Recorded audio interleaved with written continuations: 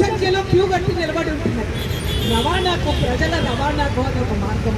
వేలాది కుటుంబాలు ఆటోలు నడుపుతూ ఆ కుటుంబాలు ఆ జీవనోపాధి మీదనే ఆధారపడి ఉన్నాయి. మరి వాళ్ళు ఏమైపోవాలి?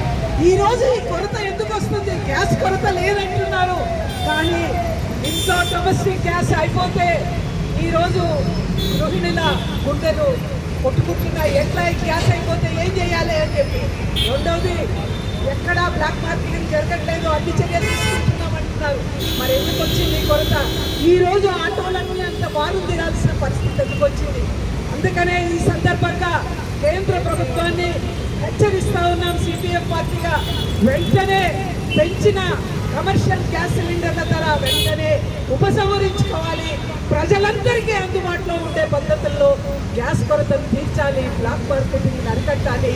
ఈరోజు లిక్విడ్ పెట్రోలియం గ్యాస్ ప్రజలందరికీ అందుబాటులో ఉండే పద్ధతుల్లో చర్యలు తీసుకోవాలని ఈ సందర్భంగా హెచ్చరిస్తూ